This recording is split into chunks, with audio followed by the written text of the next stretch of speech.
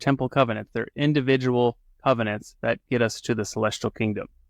And that's what we clearly see in all of the ordinances, is that they're all designed to enable us with greater revelation, with greater access to God, right? To thin the veil and have a more intimate relationship with God to the degree that we can hear and recognize his voice. And that's what the iron rod, right? That's the narrow path. That's the iron rod. It's the covenant path, and our capacity to receive personal revelation, have a spirit of prophecy that leads us in the right direction, that allows us to gain light and knowledge as part of our mortal probation, as part of this experience, right? That's why we're here. Yeah. We're here to progress. That's the work and glory of God. And that's just that's everything. Yeah. Like, that is the plan. Well, I do wonder what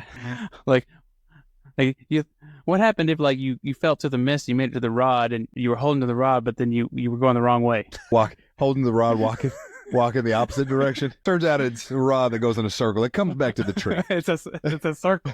Don't worry, you'll get back to the tree. No matter which way you go, it leads to the tree. Okay, that's new revelation. Or maybe you bump into someone, they say, "No, I saw the tree's the other way." That happens. I saw momentarily through the mist. It was definitely this direction. Okay, I'm sorry. Yeah.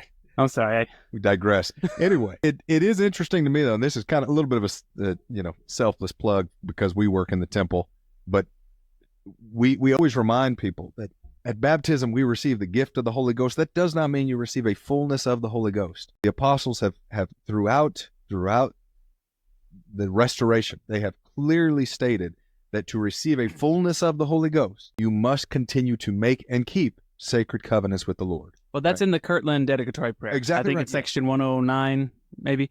But that's in the prayer, that those who come to the house of the Lord shall receive a fullness of the Holy Ghost. And that's what we're seeking, right? So if you really want that fullness of the Holy Ghost, if you feel like, I just don't receive the guidance and I just don't feel that closeness to the Spirit that I feel like I need or that I should be, well, there's probably things to clean up and situate and organize in your life. But if you have not gone to the temple and participated in that sacred experience, prepare to do so. If you have and you haven't gone back recently, start going consistently. I think both you and I can testify almost greater than anything else we've done is we start making temple attendance a regular, consistent thing in our life, and we go to the temple seeking not only to serve and to help those who cannot help themselves, but to truly learn, to be edified by the Spirit. When you go with that heart to the temple, man, it completely changes who you are, and it opens revelation in a way that you can't do on your own. You can't. There's no shortcuts, right? You've got to go that consistently with an open heart and a desire to learn, and the revelation is going to open up to you.